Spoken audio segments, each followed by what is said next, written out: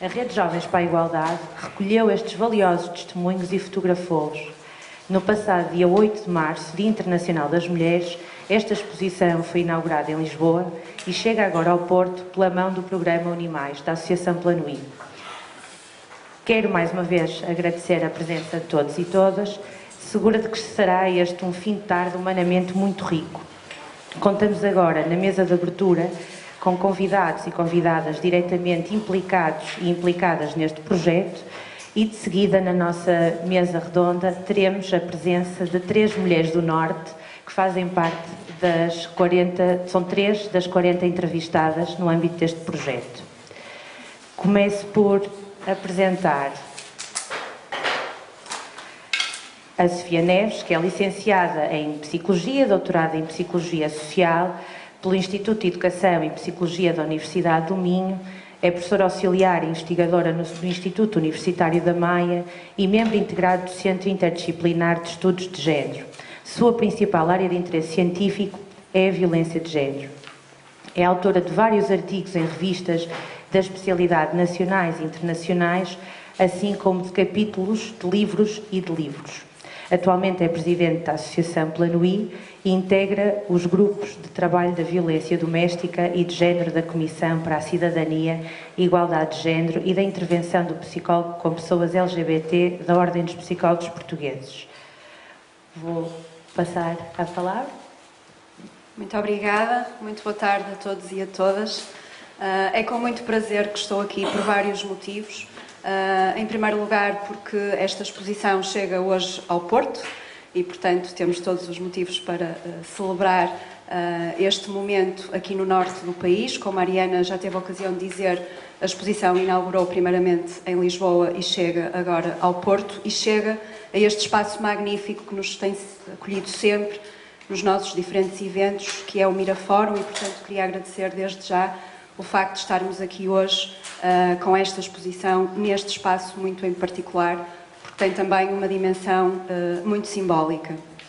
Depois, o facto de ter sido a Plano I a trazer, de facto, a exposição para o Porto no âmbito do seu programa Unimais, que, para quem não sabe, é um programa de prevenção da violência no namoro em contexto universitário e, portanto, achamos que faria sentido envolver-nos também neste tipo de ações que são ações para a comunidade e que implicam, de facto, uma reflexão da comunidade sobre a situação das mulheres. Esse também é um dos objetivos desta exposição. Por outro lado, tive o privilégio de ser convidada para ser uma das 40 mulheres entrevistadas. Confesso que na altura fiquei muito surpresa, porque muitas destas mulheres que aqui estão são mulheres de referência para mim, e eu sinto-me ainda muito pouco à altura de algumas delas e, portanto, quando recebi o convite, perguntei, eu também fazer parte da experiência? Tenho a certeza que sim.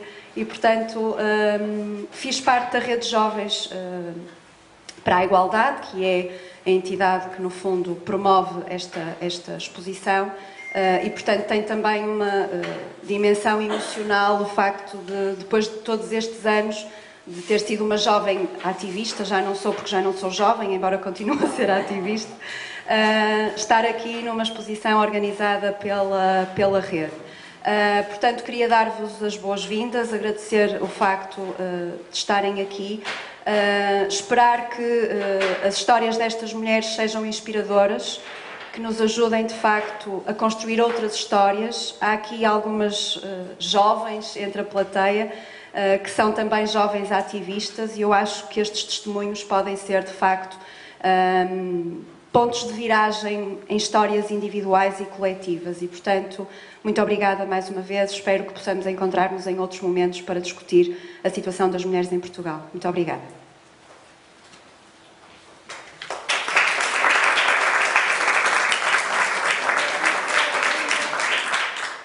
Vou passar agora, então, a palavra ao Manuel Albano, que é licenciado em Serviço Social e ingressou a trabalhar na área da igualdade de género e direitos humanos das mulheres e da violência de género em 94.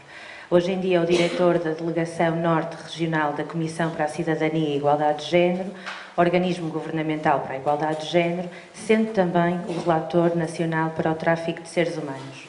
Coordenou e participou em vários projetos nacionais e comunitários na área da cidadania e da igualdade de género e violência de género, incluindo a violência doméstica e tráfico de seres humanos, tanto a nível nacional como internacional. Ou então... Obrigado, Ariana. Boa tarde a todos e a todas. O único homem aqui presente nesta mesa, mas já vai sendo habitual. Portanto, também já é uma repetição. Bom, 40 anos da SIG, que eu ingressei há 24, portanto, mais de metade da minha vida faz parte da SIG. E, portanto, para o bem e para o mal, faço parte também desta história de construção da igualdade e desta desconstrução de muito do que é ser igualdade e o que é que significa a igualdade. Se eu entrei num tempo em que o serviço onde ingressei se chamava Comissão para a Igualdade e Direitos das Mulheres, anteriormente Comissão da Condição Feminina, hoje em dia Comissão para a Cidadania e Igualdade de Género. Portanto, isto também tem a ver com uma evolução não meramente semântica, mas de um ponto de vista da construção social do que é sermos homens e sermos mulheres e como é que nos vamos construindo e desconstruindo.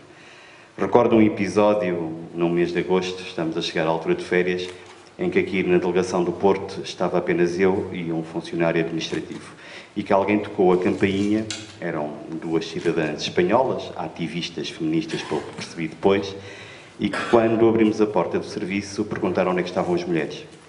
O serviço à altura chamava-se Comissão para a Igualdade entre as Mulheres e tinha a placa a dizer isto. E nós dissemos, bem, estão de férias. Estamos só cá nós. E era verdade, as colegas estavam de férias. Estávamos só lá nós. Ele disse, então, mas como é que é possível um serviço, supostamente, para os direitos das mulheres, estar com dois homens a representá-lo?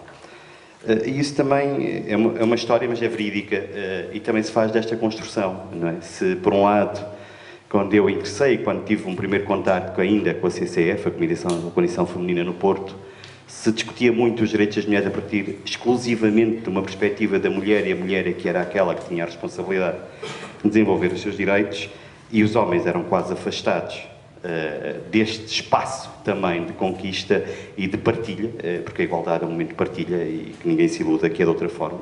Ou partilhamos ou não partilhamos, ou acreditamos ou não acreditamos, não há aqui meios termos. E, portanto, é um princípio, como eu costumo dizer, que uma democracia não discute a democracia. Pode discutir as formas de atingirmos a democracia como a igualdade. Eu não a discuto. Está inerente à minha pele, à minha gênese, à minha condição humana e, portanto, eu não a discuto enquanto pode discutir a forma como a podemos atingir. E, portanto, é isso que nós temos que, de alguma forma, almejar e tentar alcançar. Muitas destas 40 mulheres aqui presentes fizeram parte do meu percurso, do meu crescimento. Julgo que algumas delas eu fiz parte do crescimento delas, mas há aqui algumas que eu não posso deixar de citar e que não estão aqui, percebe-se? Foi uma escolha, como qualquer outra, mas há algumas que são daqui, do Norte, e eu sou um regionalista convicto, e que me informaram e formaram muito nesta dinâmica, e falo de uma Luísa Freire da Silva, falo de uma Ana Maria Braga da Cruz, falo de uma Betina Badão Preto, falo de uma Odete, que era a responsável pelo Centro de Documentação da Comissão da Condição Feminina no Porto e que foram pessoas que efetivamente me informaram e formaram naquilo que eu hoje sou, naquilo que eu acredito objetivamente e convictamente do ponto de vista. Esta revista tem aqui uma frase que diz: o caminho da igualdade é construído a partir de decisões políticas, ativismo associativo, energia criativa, individual ou teimosia na vida pessoal. E eu acho que isto defende bem e descreve bem o que é ser, o que é procurar, o que é ser feminista, e eu autoproclamo feminista dos quatro costados, não tenho dúvida nenhuma quanto à minha convicção, mas é um bocadinho esta definição que está aqui. Ou acreditamos ou lutamos diariamente e não apenas em fóruns como este, porque isto vale o que vale. Estarmos neste fórum é importante, mas vale o que vale, porque se passarmos aquela porta e tudo continua na mesma, não fazemos aqui uma mudança estrutural e mental, não vamos conseguir objetivamente fazer nada. Por isso, parabéns Plano I, mais um exemplo daquilo que nos tem vindo a habituar, a Sofia, com a sua energia, com a sua capacidade de trabalho e com a equipa que está à volta dela, que tem trazido sinergias muito positivas à região norte e tem levantado questões que nos interpelam e que nos convocam todos a agir. E é isto. O feminismo também é isto, é convocar-nos a agir diariamente, constantemente e nunca deixarmos. Estou a olhar ali para a minha amiga Alexandra, temos muitas lutas, mas lutas saudáveis, e eu acho que é isso que é interessante, e que discordamos ou concordamos, mas acima de tudo defendemos um valor comum que é a dignidade da pessoa humana, e essa é inquestionável. E temos esse padrão comum, independentemente da linha de pensamento que podemos seguir para uma determinada área. Mas, contudo, é isso que nos faz crescer e evoluir. E calmo, que isto é uma sessão de abertura rápida. Eu próprio já bati na Ariana, no bom sentido. Depois ela apresenta queixa ali no plano I, ou lá na unidade da violência, porque isto é outra das coisas que nós falamos muito: conciliação, vida familiar, profissional. Depois fazemos coisas ao fim de semana. E também nos deve interpelar a todos este pensamento do que é que isto significa. Não me custa nada estar aqui, é um prazer estar aqui, tenho todo o gosto em aqui estar. Mas quando são fins de semana consecutivos repetitivos, as coisas começam a complicar, porque todos nós temos uma vida pessoal. E quando falamos desta vida pessoal e desta vida, também devemos ter em atenção quando fazemos estes momentos. Isto não é uma crítica, ainda bem que o fizeram, é fantástico. A semana passada, isto exatamente na Faculdade de Psicologia, com a Maria José Magalhães, também fez mais uma coisa ao fim de semana, que depois isto também nos convoca a todos a pensarmos um bocadinho quando defendemos determinada situação e como é que as colocamos também depois na prática. É ótima, a iniciativa está excelente, fantástica, e ainda bem que veio para o Porto. Gostava de ver mais mulheres do Norte, mas são escolhas. Muito obrigado a todos e a todas.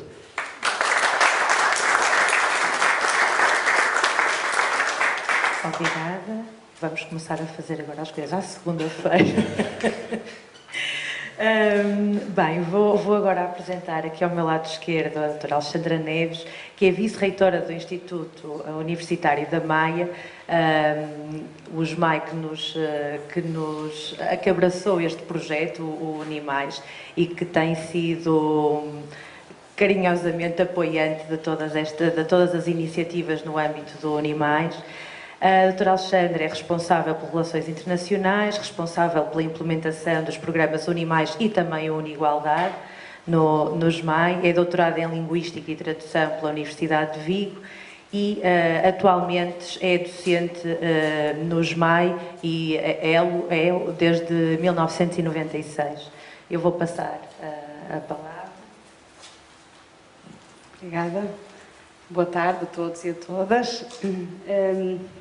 Eu queria começar por cumprimentar todos e todas também. A Dra. Sofia Neves, Presidente da Associação Plano I, a Dra. Nora Kiss, Presidente da Rede Jovens para a Igualdade, Dr. Manuel Albano, Diretor da Delegação Norte da Comissão para a Cidadania e Igualdade de Género, a Dra. Manuela Matos Monteiro, Diretora do Mira Fórum. Cumprimento ainda todos os presentes e agradeço o convite que me fizeram para estar aqui presente e que muito me honra. Gostaria também de parabenizar a Comissão para a Cidadania e Igualdade de Género pelos seus 40 anos de existência, felicitar a Rede Jovens para a Igualdade pela dinamização deste evento itinerante e que leva à igualdade a todo o país, congratular a Secretaria de Estado para a Cidadania e Igualdade pelo apoio ativo e dinâmico que tem dado a esta e a outras iniciativas de promoção da igualdade em todas as suas vertentes. Cada vez se fala mais de igualdade de género em Portugal, cada vez mais se considera a diversidade, e isso se deve a todas as pessoas e a todas as estruturas empenhadas na construção de uma sociedade cada vez mais igualitária e inclusiva. Quero também dirigir uma palavra de reconhecimento à equipa do programa Unimais, Prevenção da Violência no Namoro em Contexto Universitário, que coorganiza esta exposição, aqui nas pessoas da Dra. Sofia Neves e da Dra. Ariana Correia. Como já foi dito, o programa Unimais é um projeto promovido pela Associação Plano I, com o apoio da Comissão para a Igualdade e Cidadania, e que está atualmente a ser implementado no ISMAI.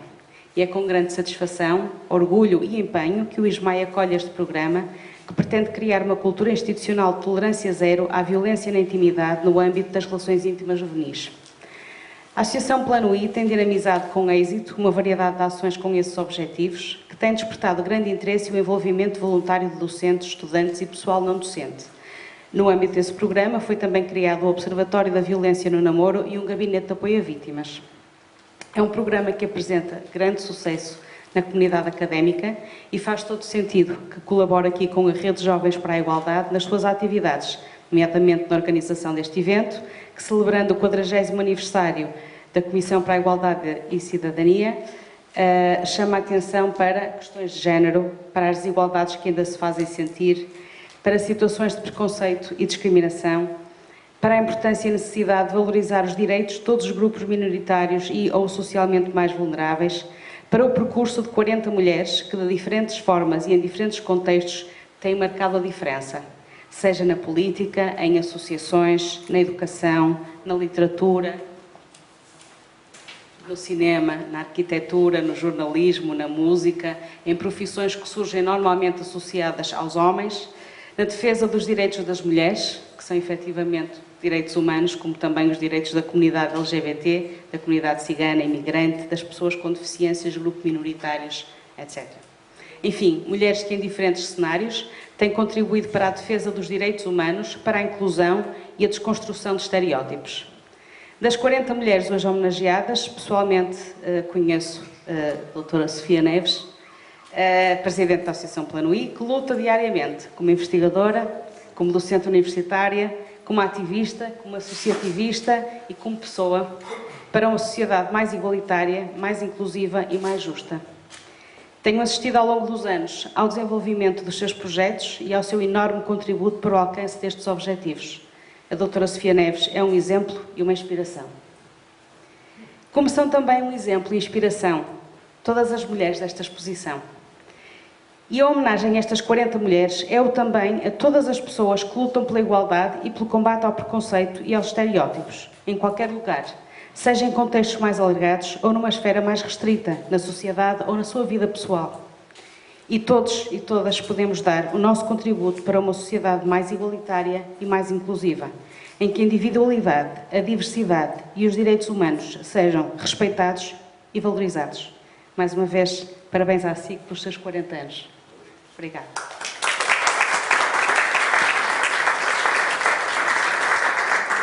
Obrigada pelas suas palavras, Dra. Alexandra. Quero agora apresentar, que não precisa de apresentação, está em casa, não é? Mas quero agradecer, quero dar-lhe uma palavra de apreço por ter aceito de imediato o repto aqui para receber esta exposição, a Manuela Matos Monteiro, que é diretora do Mirafórum. A Manuela é licenciada em Filosofia, desenvolveu ações de formação em vários centros de formação de professores sobre várias temáticas. Para além da participação em congressos e conferências com comunicações, é autora de vários artigos e ensaios com várias publicações, desenvolve desde a década de 70 trabalho fotográfico, tendo participado em exposições coletivas e individuais, tem vários prémios em concursos e já expôs em Portugal, Moçambique, França, Bruxelas, Florença, Berlim, Miami, Kansas City, entre outras. Foi cofundadora do Grupo Autónomo de Mulheres do Porto, que na década de 80 desenvolveu importantes lutas pelos direitos das mulheres. Na sua atividade cívica destaca-se, entre outras, as causas feministas. Dirige desde 2013, com João Lafuente, as galerias Espaço Mira, Mirafórum e, mais recentemente, a Galeria Mira, Artes Performativas. Mais uma vez, obrigada por nos ter aberto as portas de sua casa. Vou-lhe passar. Bom, não é para retribuir cumprimentos, mas efetivamente para nós é um privilégio ter recebido esta exposição, ainda que tivéssemos tido de fazer uma ginástica enorme para conseguir desmontar tudo durante a noite, montar e termos agora esta exposição. Tem sido um prazer, de facto, colaborar com a UNI, com a Saber Compreender e tantas outras instituições que, na defesa dos direitos mais fundamentais dos seres humanos, obviamente que tem sempre aqui morada nas galerias Mira. Bom, eu sou muito antiga.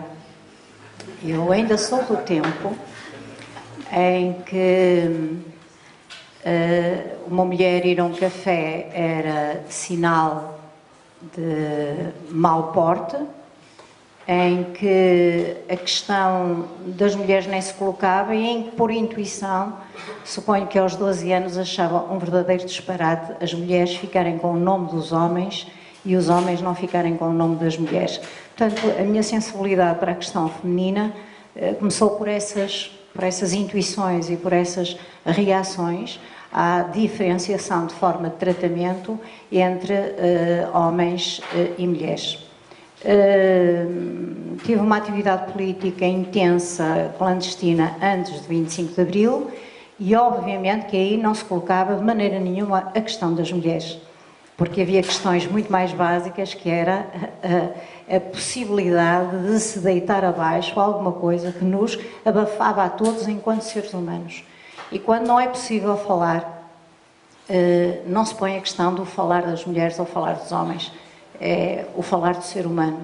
E, portanto, essa questão, apesar de estar na base da fundação de uma organização de extrema-esquerda, não era uma questão que era colocada entre nós. Há a Revolução, e a seguir à Revolução há todo um conjunto de tarefas de tal ordem avassaladoras, que também a questão das mulheres aparecia como... Quer dizer, nem aparecia, não era uma questão. E quando as coisas começam um pouco a orientar socialmente, deu para perceber que organizações de extrema-esquerda colocar, eu falo da esquerda porque a direita, isto não é um problema, não é? A questão das mulheres não é, portanto, não é uma não questão, não é? É uma tolice. Era a questão das mulheres trabalhadoras. Era a questão das mulheres trabalhadoras. Eu só ouvia falar de mulheres trabalhadoras. E foi importantíssima a iniciativa de um grupo de mulheres aqui do Porto, oriundas de várias sensibilidades políticas, para se juntarem informalmente e começarem a discutir questões de mulheres que não fossem aquelas estritamente ligadas ao trabalho. Isto era uma novidade, isto agora é mesmo, parece da pré-história, era uma novidade fantástica, era uma novidade fora do comum, especialmente dentro de toda aquela turbulência criativa e contestatária da época, colocar-se o problema das mulheres. E então este grupo tinha mulheres desde os 17 anos até aos 72 anos. De todo o tipo de atividades, de formações, de interesses, mas unia-nos uma questão. Era a questão das mulheres. E, obviamente, duas questões fundamentais. A contracepção, porque percebíamos que a questão da contracepção era essencial para a emancipação da mulher, e a questão do aborto. E recordo que essas duas grandes questões foram uma bandeira importantíssima, até porque, só para dar um pouco o ambiente da época, havia uma mulher que era a Conceição Massano, que estava com um processo em tribunal, porque alguém tinha lido no diário dela que ela tinha feito um aborto e havia, reparem isto, bastante depois da Revolução de Abril, havia esse testemunho escrito dela num diário.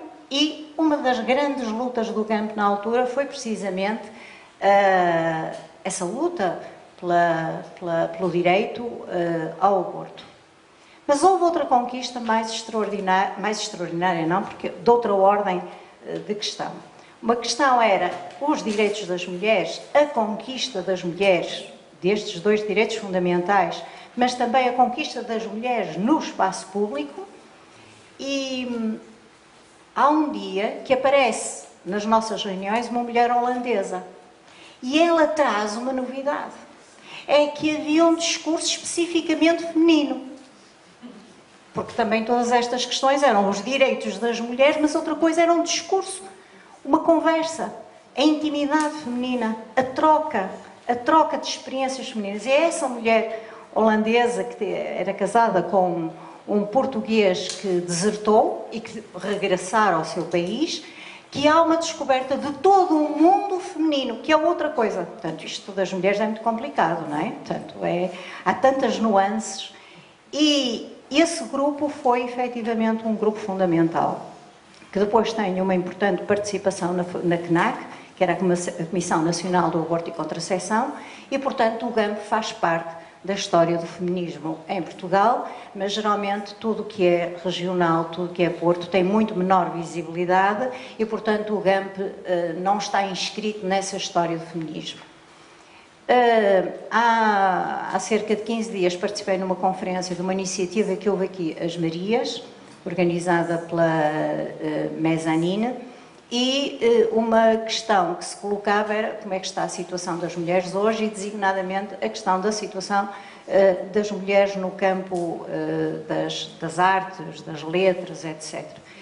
e apesar das imensas e comensuráveis conquistas, efetivamente há uma invisibilidade das mulheres. Isto é, há uma maior afirmação e presença dos homens enquanto artistas do que das mulheres. E este sentimento que nós temos, e apesar de aqui no Mira nós não temos cotas, e até comecei a ficar um pouco angustiada quando eu queria levar para essa conferência de dados do Mira, e estava mesmo de coração apertado porque não tínhamos isso contabilizado, e tínhamos cerca de 120 ou 130 homens e 45 mulheres, mais ou menos. Não estava muito, eu julguei que estava pior. O que é ótimo quando nós temos de fazer estes balanços, porque passamos a ter uma outra atitude mais consciente e mais proativa. Também deu para perceber que havia uma prevalência maior de mulheres curadoras, e perceber também que as mulheres ligadas à fotografia são efetivamente muitas vezes em maior número que os próprios homens. Isto ligado às preocupações e ao interesse profundo que eu tenho pela causa das mulheres e também do coletivo do Mira, nós vamos, a partir de setembro, criar todos os meses, vai ser na última quarta-feira de cada mês, uma tertúlia sobre a questão das mulheres. Uma tertúlia em que vamos falar, em que vamos dar visibilidade ao que está invisível. Não temos nenhum programa. Pedi à Ana Rocha, que é da Mezzanine, para colaborar connosco, porque ela é de uma outra geração e toca outro tipo de públicos, e a primeira sessão, que vai ser no dia 27 de setembro, por proposta dela, vai ser precisamente o GAMP. E então estou a contactar todas as ativistas do GAMP para nos trazerem a história do GAMP, porque se não formos nós a escrevê-la, ela nunca ficará escrita na história. Portanto, também somos responsáveis por, não podemos estar sempre a queixar, não é? Temos que ser atoras da própria história que nós fizemos. Portanto, fica aqui este convite. Há muitas mulheres aqui, ligadas a todas as áreas. Nós temos sempre uma atitude de grande disponibilidade, portanto, queremos propostas para que essas quartas-feiras, essa última quarta-feira de cada mês, seja um espaço em que se tornem visíveis as mulheres que, apesar de tudo, das imensas conquistas, continuam a não estar no lugar em que merecem. Isto é, como seres humanos de pleno direito. Eu acho que nós não queremos mais do que isto. É sermos seres humanos de plenos direitos. Nem mais, nem menos. Muito obrigada.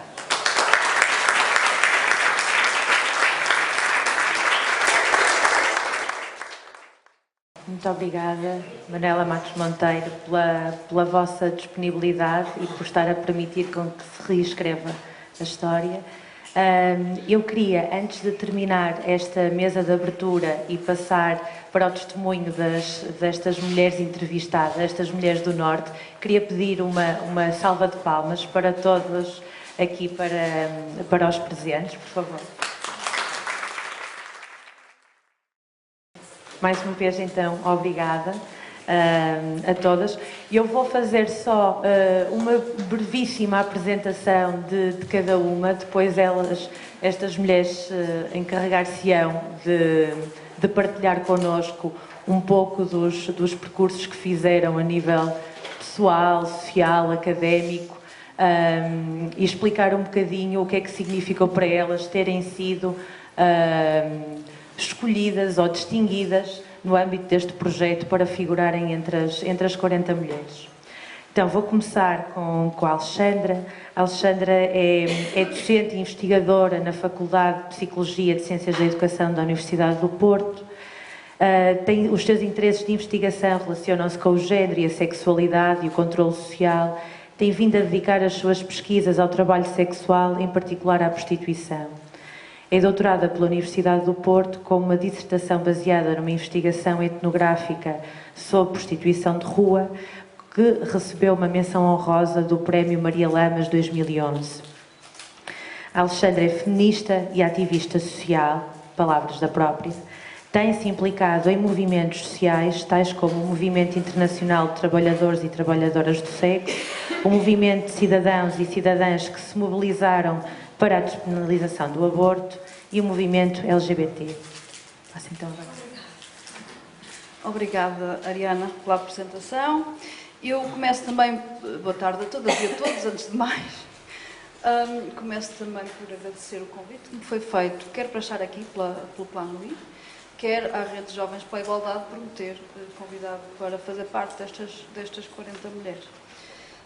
E também dar os parabéns à SIG pelos seus 40 anos, não sei se está aqui o Alvar, mas dou os parabéns na mesma à SIG pelos seus 40 anos, dar os parabéns à Rede de Jovens pela Igualdade pelo trabalho fantástico que fez, ao reunir estas 40 mulheres e da forma como fez isto, com a exposição, com as fotografias, com as entrevistas, o facto de ser itinerante e também novamente ao Plano I por ter organizado o evento aqui no Porto.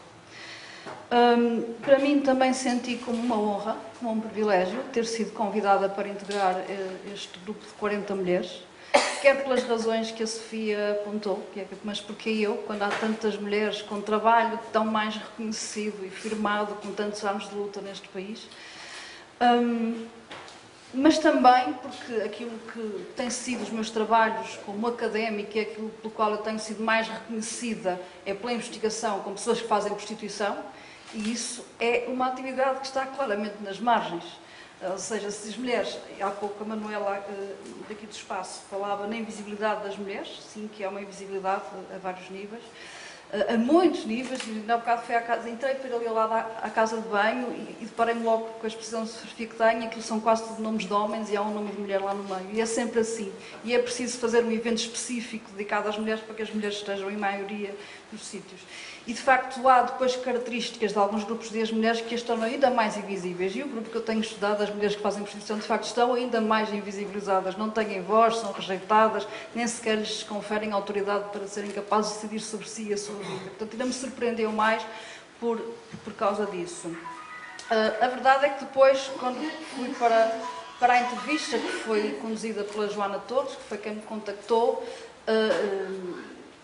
e me explicou que a ideia também era mais do que focar-me apenas nesse tema, mostrar um pouco o meu percurso e uma reflexão e a minha experiência de vida enquanto mulher e feminista.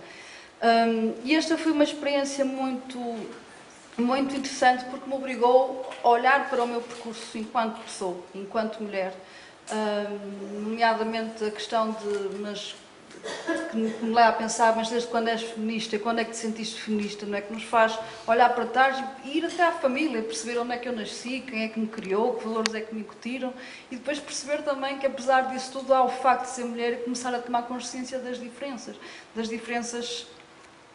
que nos vêm pela educação, no olhar diferente para os meninos e para as meninas, pois as meninas podem sempre fazer muito menos coisas que os meninos, e depois parece que às vezes, sobretudo na adolescência, que as coisas que os meninos podiam fazer eram muito mais interessantes do que as coisas que as meninas podiam fazer. Porque lá está, porque as meninas estavam de facto mais relegadas ao espaço público, ao espaço privado, aquela coisa de não poder sair à noite, de ter que ter cuidado e etc. E para mim, durante a entrevista, acho que foi a parte que eu recordo melhor, foi ter sido obrigada a fazer esse exercício de me repensar, ou de pensar, agora que também já sou um bocado velha, que já estou quase nos 50, e de pensar a partir da adolescência. E também perceber que as minhas lutas também têm sido muitas. E eu, quando, na biografia que enviei e que a Ariana acabou de ler partes, percebi também que, de facto, me tenho envolvido em várias lutas ao longo do tempo, porque a noção da injustiça e da desigualdade é muita. É muita para toda a gente, é muita ainda por sermos mulheres.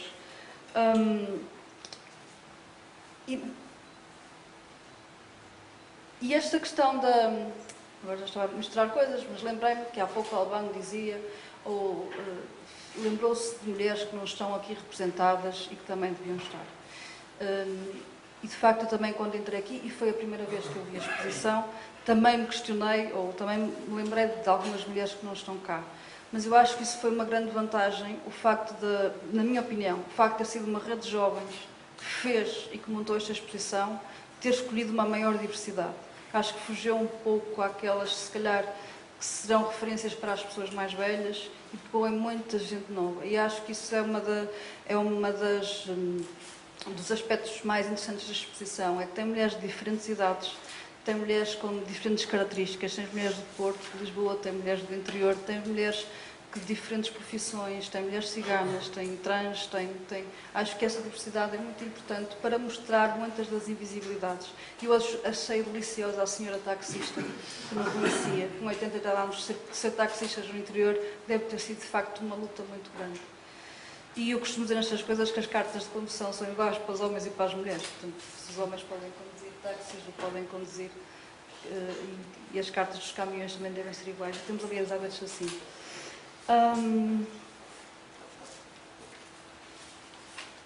Nós continuamos a ter que lutar. A SIG já tem 40 anos e a SIG tem tido um trabalho incrível neste país na luta pela igualdade, de igualdade de género entre homens e mulheres. Mas continuamos a precisar de lutar todos os dias. E os direitos das mulheres são direitos humanos. Isto parece idiota estar a dizer isto, mas parece que às vezes as pessoas esquecem-se que os direitos das mulheres são direitos humanos, ou se esquecem que o feminismo é essa ideia completamente, não é mais do que uma ideia completamente excêntrica que acha que homens e mulheres devem ser iguais em direitos, é só isso. Mas isto é muito difícil. Ainda há pouco estava a pensar uma nota pessoal, que é: o meu marido é jornalista e tem funções de edição. E ontem chegou a casa e estava... A gente faz aquelas coisas normais, conversa do que é que se passou durante o dia, não é? E estava completamente desiludido com uma jovem colega, uma miúda nova, uma miúda bem formada, inteligente, com consciência política, e que depois num texto a palavra homem para se referir ao conjunto de homens e mulheres. E ele chamou-lhe a atenção disso. E ela respondeu-lhe: pois esqueci-me de pôr o H maiúsculo. E ele disse: não é isso. Não é isso, não é com H maiúsculo.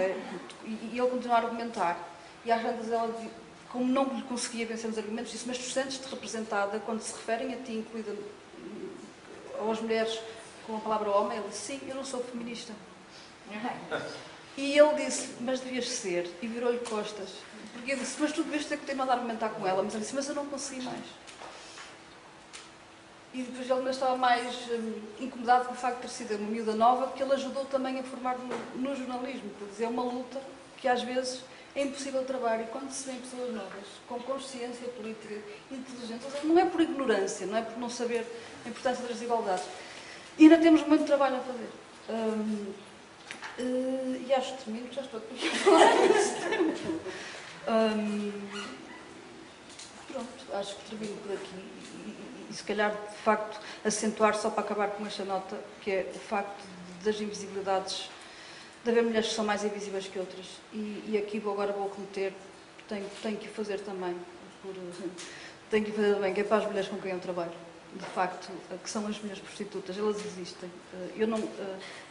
Há quem ache que se devia acabar com a prostituição e que ela não devia existir muito. Eu acho que haverá sempre alguém que está disposto a vender serviços sexuais, alguém que estará sempre disposto a pagar.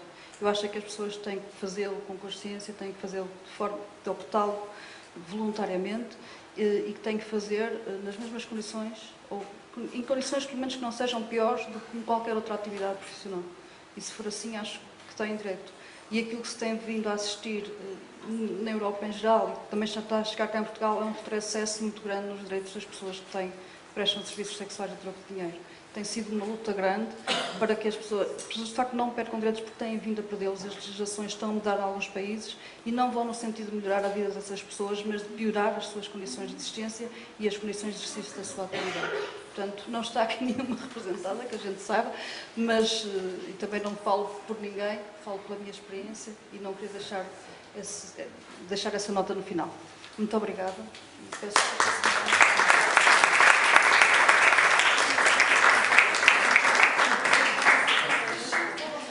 Obrigada, Alexandra. Não falaste muito de todo, é sempre um prazer ouvir. Vou agora passar a palavra a Guiomar Sousa. A Guiomar tem 36 anos, é mulher e cigana a viver em Espinho. Trabalhou como dinamizadora comunitária num projeto de escolhas, é ativista e feminista em prol das comunidades ciganas e das mulheres ciganas. Trabalhou em parceria com alguns projetos como Não Engolimos Sapos, Tertúlia de Mulheres Ciganas, Sou Mulher e Cigana e Procuro um Lugar na Sociedade, por parte da Associação Ribalta Ambição, e acabou uma formação de jovens líderes do Alto Comissariado para as Migrações. Vou passar a palavra. Boa tarde a todos. Vou ver se me consigo organizar, se o Cris me deixar, não é? Bem, vou tentar fazer aqui um pequeno resumo. Estou nervosa, por isso que se correr mal. Bem, boa tarde, eu sou Guiomar, sou mulher, sou cigana, existo e resisto. É ali em homenagem ali à Maria Gil. Em primeiro lugar, tenho que agradecer à Rede Jovens pela Igualdade por se terem lembrado de mim. Estou há pouco tempo como ativista e fiquei muito honrada com o convite, ainda mais por fazer parte e partilhar as folhas com 40 mulheres que estão aqui à nossa volta. Está ali a tia Olga, uma mulher que já trabalha há mais de 20 anos na área, e poder estar e poder partilhar com tantas mulheres que aqui vejo à minha volta, para mim é um grande orgulho. Ainda tenho muito trabalho por fazer, ainda tenho muito caminho por fazer, além dos meus 36 anos, mas pronto, para mim foi uma honra muito grande. Agradecer à Joana e à Nélida, porque foi uma conversa muito boa, foi muito bom conhecê-las. A Nélida viu-se ali um bocadinho aflita para tirar algumas fotografias, ela hoje não está cá, pois não? Não, pronto, um grande beijinho para ela, porque é muito difícil tirarmos fotografias. E a minha participação nesta revista, para mim foi mais uma vitória, porque por todas as mulheres ciganas que lutam pelo espaço na sociedade, que lutam por ter voz, tanto na comunidade como na sociedade em geral, e este foi mais um passo para marcar presença e para dizer que existimos e que estamos aqui também para lutar pelo nosso espaço. Bem, eu vou falar um pouco do meu percurso. Trabalhei como... Desculpa, esqueci completamente o seu nome, meus senhores. Eu não conheço a Ariana há 2 dias, já a conheço há algum tempo. Como a Ariana aqui falou, eu trabalhei... O meu trabalho foi... O meu primeiro salto foi através do programa Escolhas, num projeto em Espinho, como dinamizadora comunitária. Até então eu estava completamente... Vivia em casa, era mãe, esposa, filha, e mais que houvesse...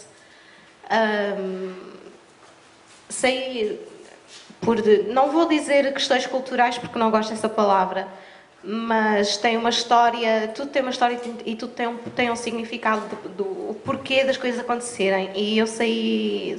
O meu pai tirou-me com 9 anos da escola, só fiz o 4º ano na altura. Para mim foi muito difícil, porque eu gostava muito de estudar. Não me senti igual às outras, infelizmente ou felizmente, ainda estou para descobrir isso. Nunca me identifiquei com o resto das meninas, enquanto elas queriam vestir e casamentos, como a comunidade cigana e como as mulheres ciganas são conhecidas. Eu nunca gostei muito dessas coisas e fechava-me um pouco e lia e pronto, e sempre tentei ir à luta por mim. Pouco conseguia fazer, porque na altura era muito protegida pelos meus pais. Mas resumindo, não vou estar aqui a contar a história da minha vida toda, nunca mais saímos daqui. O meu trabalho como dinamizadora pôde-me dar a conhecer outras realidades. E comecei a conhecer algumas das dificuldades que nós tínhamos. E o empoderamento começou por aí. Eu comecei a perceber que há muita coisa por fazer e que a comunidade cigana... Eu já sofria de racismo, porque é coisa que nasce connosco. E nós vamos na escola e em todos os ambientes nós acabamos por apanhar alguém que nos olha de lado ou que nos julga por sermos ciganos. E ser dinamizadora comunitária, poder entrar em contacto com outras pessoas ciganas, homens e mulheres, foi um empoderamento muito grande e foi um crescimento também a mim a nível pessoal, porque eu era muito fechada e a primeira vez que eu falei em público eu não consegui dizer uma palavra e foi horrível. Andei uma semana a tentar engolir aquilo. E agora, assim com a voz trêmula, mas vou conseguindo falar alguma coisa. Pude conhecer a tia Olga, que já a conhecia de vídeos e de ler algumas coisas com ela. Tinha muita curiosidade em conhecê-la. É um ícone no nosso meio para as mulheres ciganas, porque ela conseguiu fazer o que muito homem não consegue fazer, que foi marcar presença no meio da sociedade, não só na sociedade como na nossa comunidade, e que é muito difícil fazer às vezes, com que a mulher é respeitada, mas a voz da mulher tem que estar um pouco mais abaixo.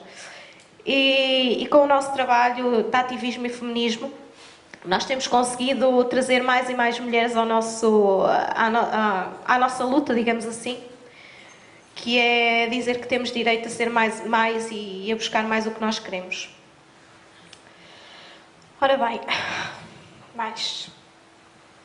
há 10 anos atrás houve o primeiro encontro de jovens feministas em Lisboa.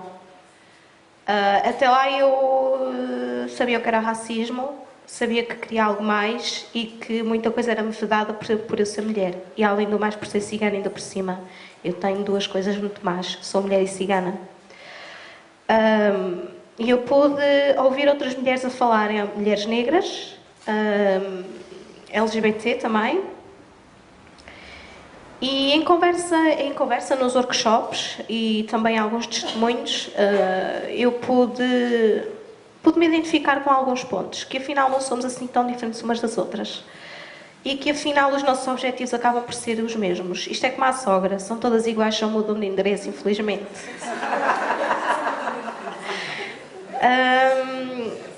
E a partir daí eu comecei a ter noção que afinal eu sou feminista. E que é um grande orgulho quando eu digo que sou feminista. E que há muitos homens que se sentem ofendidos quando nós dizemos esta palavra, ainda não sei bem porquê, talvez por medo. Perdoem-me os homens que estão aqui, mas é que é mesmo o que eu tenho passado. É que eles ficam assim um bocado, epá, estás aqui, vens aqui dizer o quê, não sei o quê, feminismo para quê, somos todos iguais. Mas ao fim e ao cabo isso não se passa, e nós temos noção disso.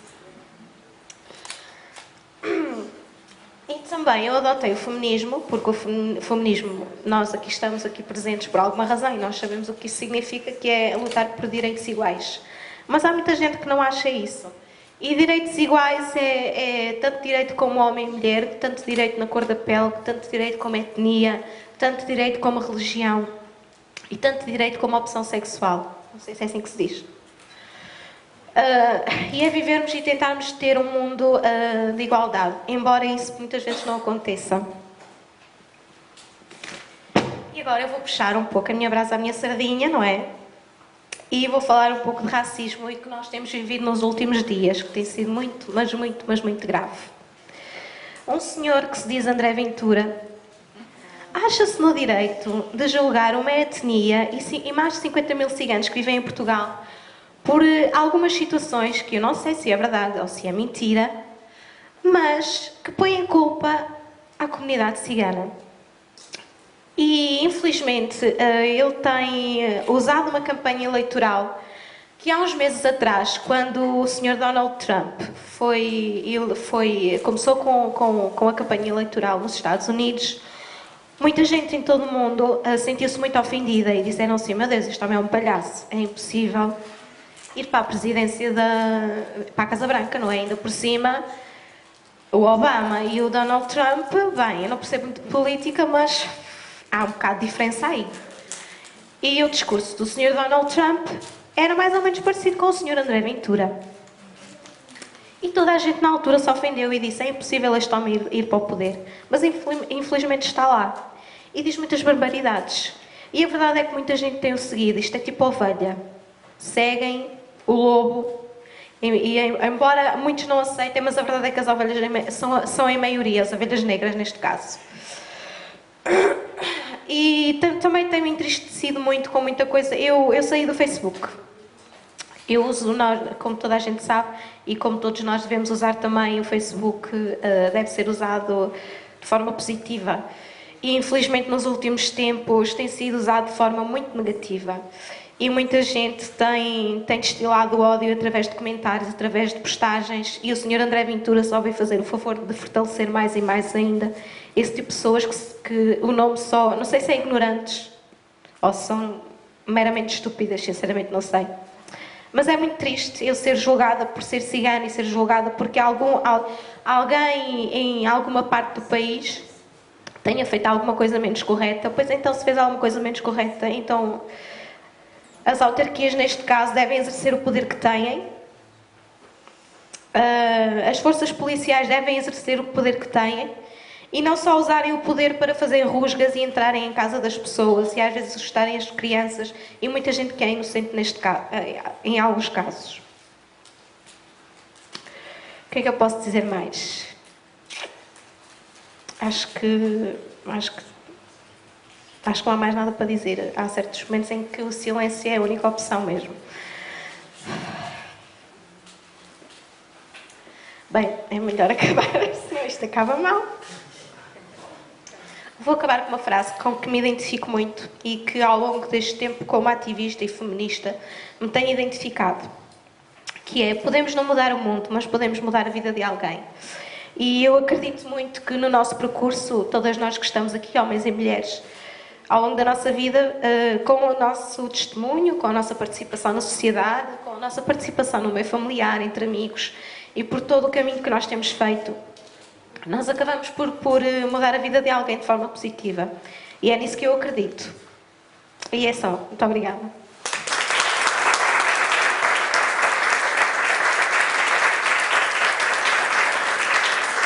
Muito obrigada, Guiomar. Acho que todos e todas presentes sentimos a força das tuas palavras. Quero agora então apresentar a Gabriela Canossa.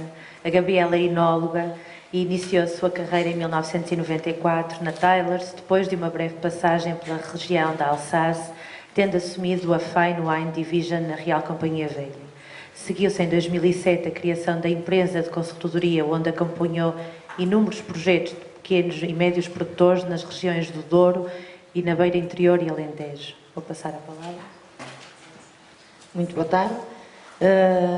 Eu, antes de mais, queria agradecer à Rede de Jovens para a Igualdade o privilégio de fazer parte deste rol fantástico de mulheres. Nunca me passou pela cabeça de ser escolhida, fiquei bastante surpreendida com o convite, porque de facto, e como dizia a Alexandra, estar aqui no meio de tantas mulheres que eu... Algumas já conhecia e admirava o percurso, outras que, pelos simples resumos que li aqui, senti várias vezes o "bolas, eu não fiz uma coisa tão importante". Eu simplesmente rompi alguns critérios que havia na família, mas e curiosamente está aqui uma prima minha também, a Teresa Ricu. Essa sim foi uma mulher que rompeu com todos os critérios que havia na família para a mulher. Acho que a profissão de palhaço na nossa família não seria bem vista nem para homens, quanto mais para mulheres.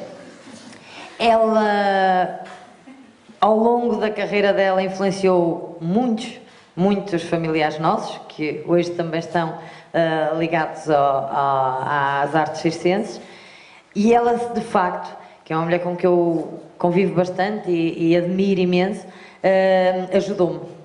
ajudou-me quando eu, e se calhar só tive consciência disto enquanto tive, igualmente como a Alexandra, só tive consciência disso durante a entrevista. Eu, provavelmente até ao dia da entrevista, nunca me tinha colocado a mim própria ao rótulo de feminista.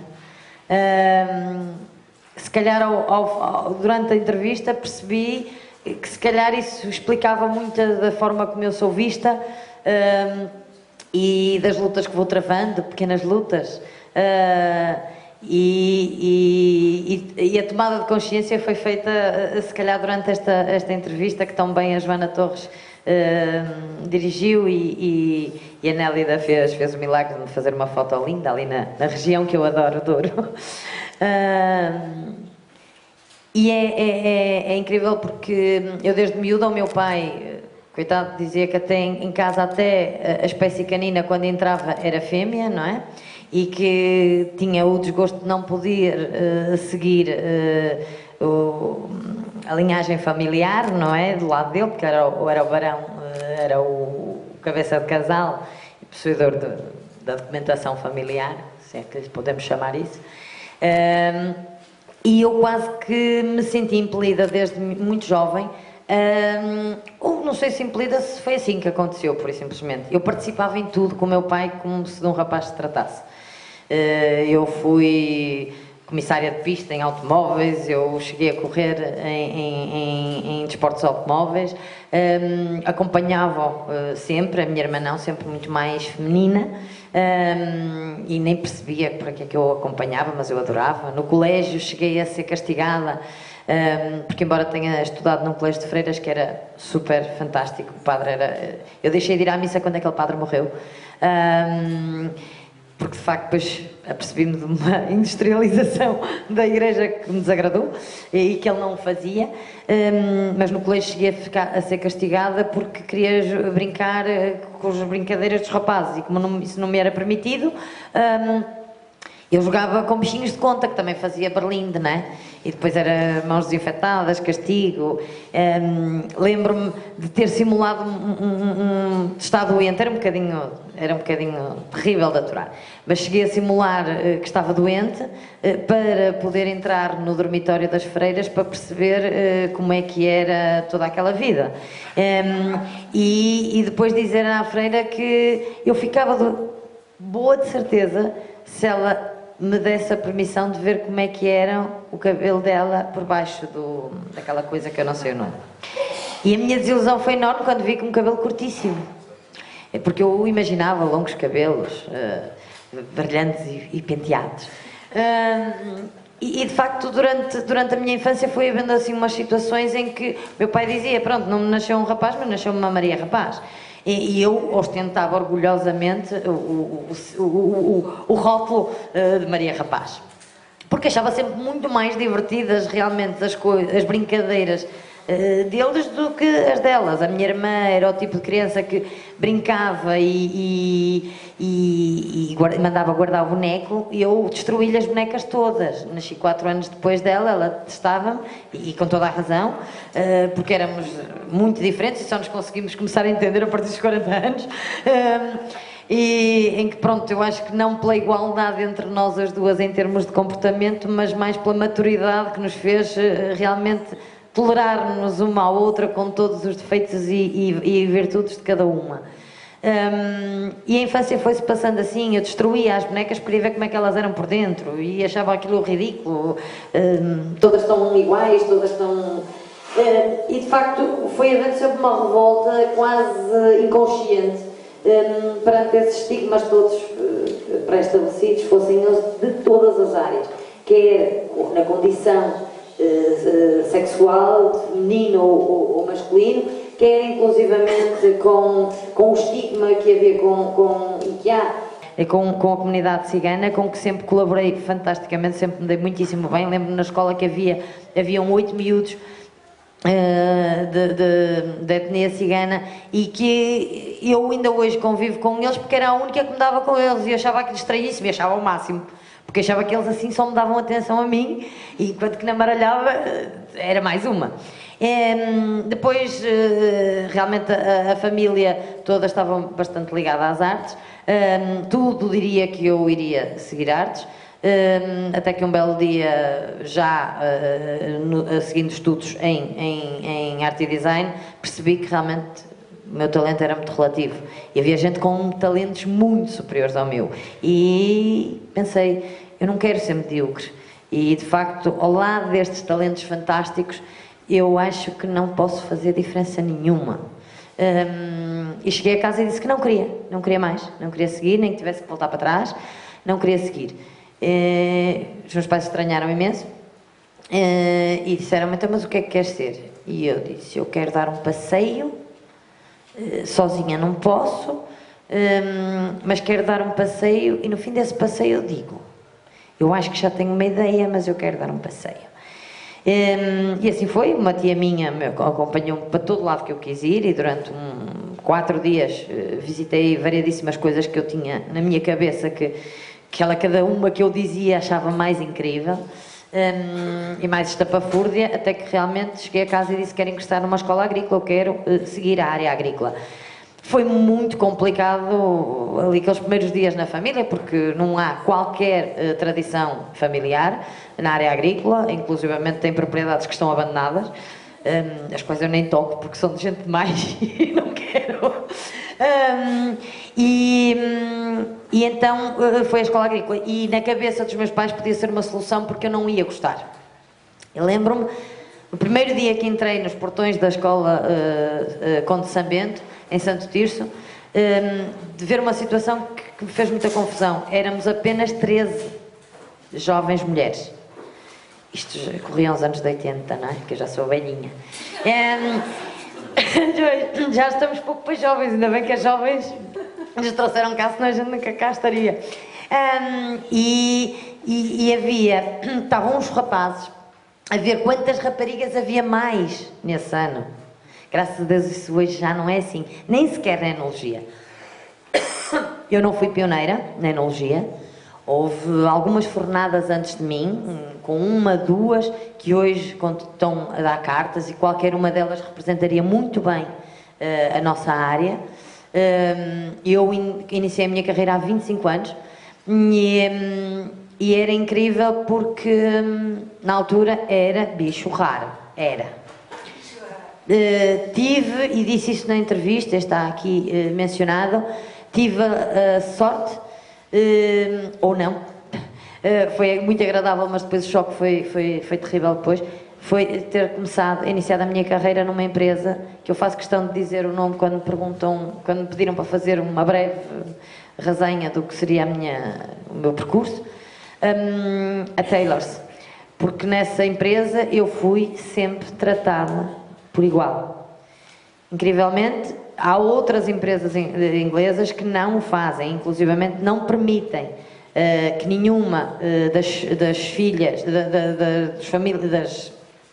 dos elementos da família do sexo feminino exerçam cargos de chefia, como é o caso de Symington, que é subejamente conhecido. Cheguei a concorrer para o grupo Symington e foi-me dito logo não, porque para o que tu estás a concorrer é para liderar um departamento, e nesta empresa nem as familiares, e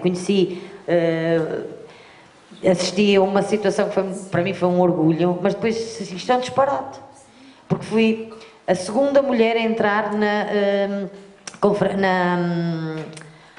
é que se chama? Feitoria inglesa, onde tradicionalmente ali, junto à Ribeira, reúnem todas as quartas-feiras todos os ingleses da produção de vinho, e que não entravam mulheres. Hoje, graças a Deus, nos eventos já encontro 6, 7, 10, mas isto é ridículo, não é? Nessa casa em que eu tive o gosto de começar a trabalhar, na Taylor's, eu não senti isso, e portanto achei que estava tudo ótimo, estava perfeito. O setor para onde eu tinha escolhido ir, o setor dos vinhos, era de facto um setor normalíssimo, abertura total. Não tenho ideia, mas seria quase o mesmo número de mulheres e de homens. Não havia qualquer questão.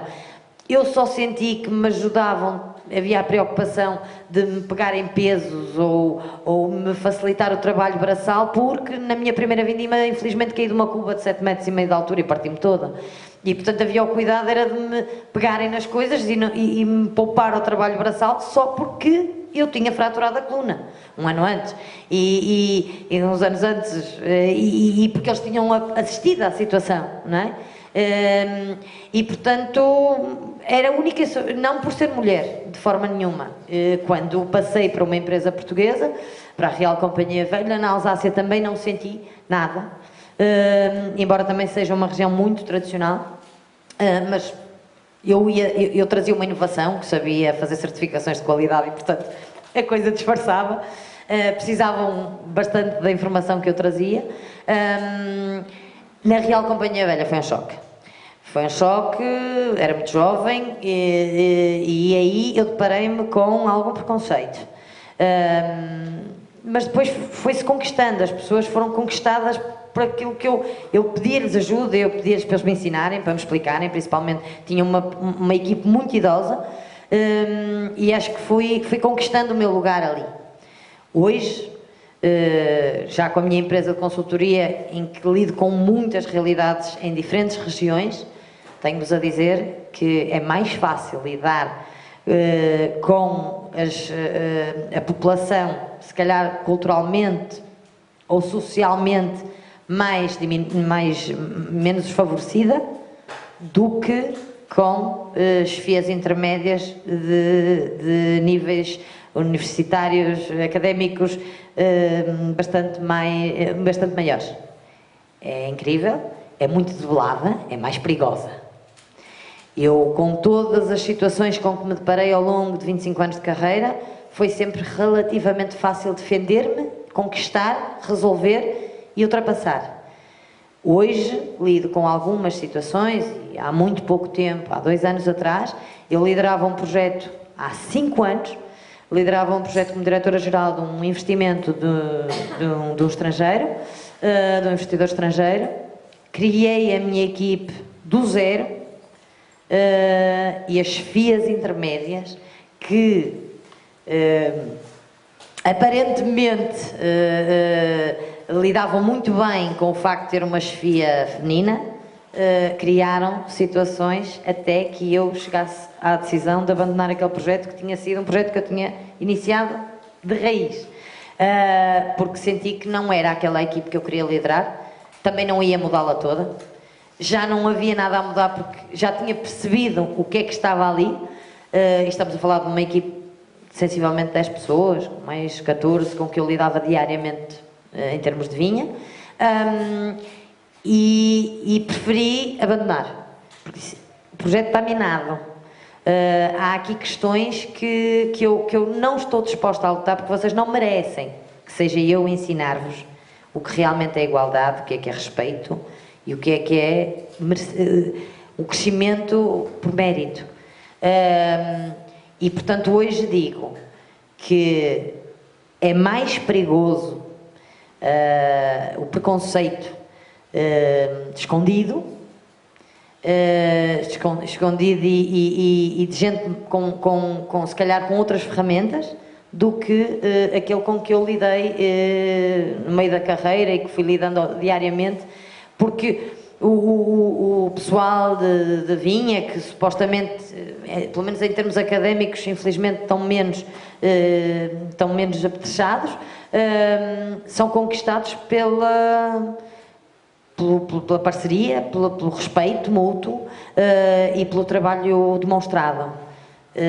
Se calhar em níveis mais académicos mais elevados, de facto foi um choque que eu tive e que hoje é uma percepção que eu tenho, que tornam as coisas um bocadinho mais difíceis porque é invisível, não é assumido. E pronto, acho que já me alonguei bastante.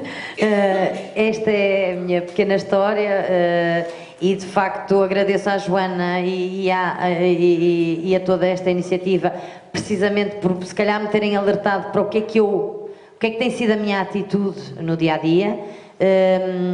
As questões com que eu me deparo na vinha todos os dias. Eu, por exemplo, falei nisso na entrevista, é extraordinário, mas ainda hoje, quer no Douro, quer no Alentejo, deparei-me com essa situação, nas beiras nem tanto, mas há o trabalho de mulher e o trabalho de homem, e o trabalho de mulher continua a ser mais pago a menor valor do que o dos homens, e eu faço questão e imponho-me diariamente, recuso-me determinantemente a receber uma fatura de um empreiteiro agrícola que me traga X mulheres, X homens. E quando contrato os serviços, digo, eu quero para o serviço X. Se o trabalho é leve, eu pago a 35 euros o dia. Se o trabalho é pesado, eu pago a 45 euros o dia, ou a 40 euros o dia. Independentemente de que se as senhoras, se são senhoras, se são homens. Porque se eu tiver um homem, uma senhora a furar, como já tive, minha equipe de gestação fantástica, a furar com ferro nas pedras de xisto do Douro, buracos para plantar videiras, eu garanto que eu obrigo o empreiteiro e faço questão de marcar com pagamento a valor mais elevado. Se eu tiver homens a meterem umas plantinhas dentro dos buraquinhos feitos pelas mulheres, eu vou-lhes pagar. E eu digo sempre, e pago-lhes o preço do serviço mais leve.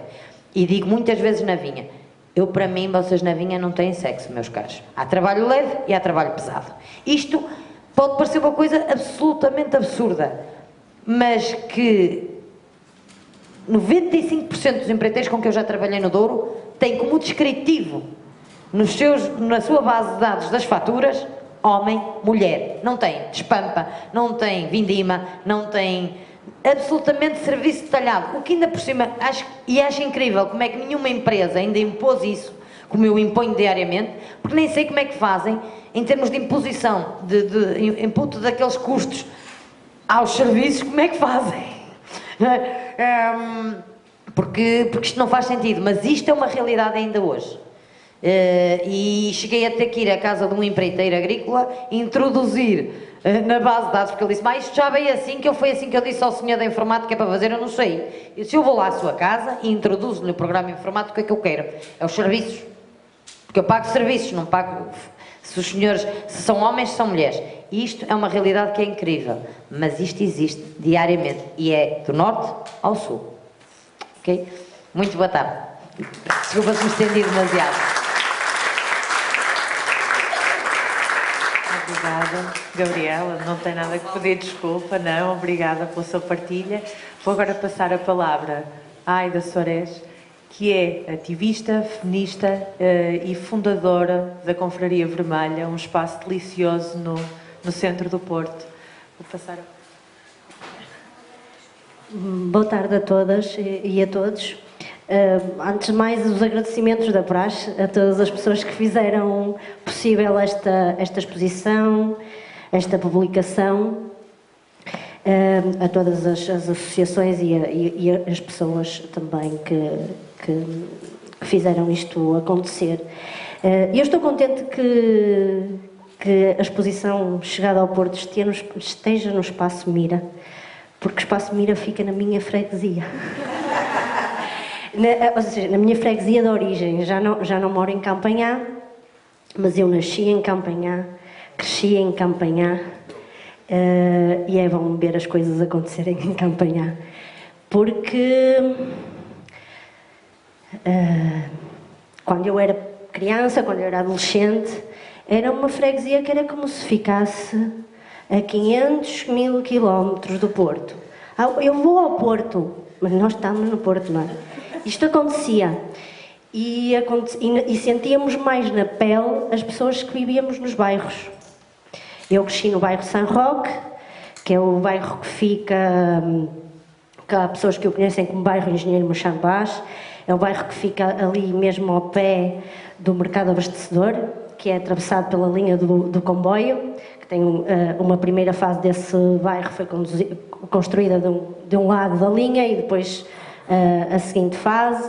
Há pessoas que pensam que é um bairro diferente, mas é o mesmo. Mas, essas são outras questões, mas as pessoas que lá morávamos, eu vou falar da época em que eu vivi no bairro, realmente pensávamos que o mundo era assim, um sítio muito longe. Portanto, também todas estas coisas relacionadas com a cultura também não nos eram muito próximas, ou também era um acesso mais limitado. E eu recordo-me que tinha, não me sei dizer exatamente, precisar a idade, mas era uma pré-adolescente quando, através daqueles programas europeus e tal e qual, e começa a entrar dinheiro, constroem uma biblioteca dentro do bairro. Eu sempre cresci rodeada de livros, porque em casa havia, porque venho de uma família maioritariamente são mulheres, elas liam, elas ofereciam-me livros. E quando construíram a biblioteca, para mim foi tipo, para além da escola, também vou ter esta, não é? E foi muito interessante, porque eu fui a segunda pessoa a entrar na biblioteca, tirando as pessoas da associação que criou, mais o presidente da junta e o da Câmara e todas essas pessoas que foram lá inaugurar. Ou seja, da população do bairro fui a segunda pessoa a entrar e eu fiquei muito contente e comecei a requisitar livros. E o que acontecia, que isto foi mencionado na primeira parte, as mulheres mais velhas, ou seja, a minha mãe, as amigas da minha mãe, não podiam ir no horário em que a biblioteca estava aberta. Mas havia mulheres que liam. Então eu também comecei a ir a buscar os livros para elas e depois levar e depois entregar. E assim eu acho que começa, para além da vivência em casa, a minha relação com os livros e com as mulheres. E esta coisa vai crescendo e anos depois dá na Cofraria Vermelha, que eu acho que é o que está ali representado e não eu, pessoa individual. Mas foi muito interessante quando estava sentada na cadeira. Eu comecei a fazer assim a linha, não é? Para ali e depois para aqui. E disse, pá, 40 anos. E começar a pensar nisto dos 40 anos. Não estão aqui todas as mulheres que durante estes 40 anos em Portugal trabalharam e lutaram por condições, por direitos iguais. Era impossível. Mas é muito interessante, e aqui eu acho que é uma das melhores coisas desta exposição, é que mesmo não estando todas essas mulheres, só estando, fazendo-se uma seleção de 40, faz-nos pensar em todas elas. E faz-nos pensar no que é que já se fez, qual é o ponto da situação e o que é que temos que fazer para a frente. Então, mesmo não estando as 40 de forma material, ela está quando nos faz pensar e parar para pensar. Ao mesmo tempo, é interessante fazer este exercício, é interessante que haja uma exposição como esta para podermos criar esta história. E como a Manuela há bocado também mencionou, é preciso registar. Porque nos ativismos e no ativismo feminista em concreto, nós estávamos mais, nós, e quando eu estou a dizer nós no ponto atual, nós no passado, estávamos preocupadas com mudar o nosso cotidiano. Então a parte de registar muitas vezes nos foi passando ao lado. E se calhar neste momento podemos fazê-lo e devemos fazê-lo para que a história não se esqueça. E acho que esta exposição é um contributo para podermos escrever essa história e termos a lembrança de todas as mulheres que ao longo destes 40 anos em Portugal lutaram pelos direitos e das mulheres e de todos os seres humanos, porque o feminismo é isso. No momento em que consideramos que a mulher é um ser humano, também vamos considerar todas as outras situações de discriminação. Como a Guiomar também mencionava, não é? Ela é mulher, ela é cigana, tem essas camadas, não é? E o feminismo tenta visibilizar essas camadas a que as mulheres estamos colocadas. Por isso, acho que era, acima de tudo, eu queria era mencionar estes dois pontos.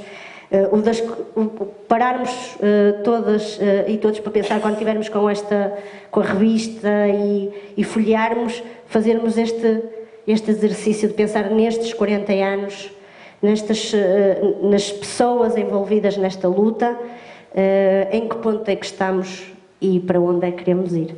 Muito obrigada a todos.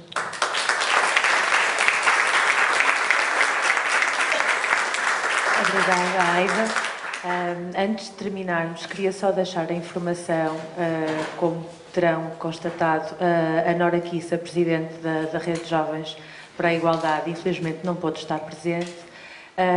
Queria mais uma vez agradecer a todas e ao Albano por terem dispensado este final de tarde para nos fazerem companhia e partilharem estes testemunhos tão ricos. Aos presentes e às presentes, quero convidar-vos a comer uma fatia de bolo, uma coisa simbólica que aponta aqui a inauguração da exposição no Porto, e um copinho de vinho do Porto para quem gostar, claro, e enquanto passeiam e conhecem as restantes mulheres. Mais uma vez, obrigada.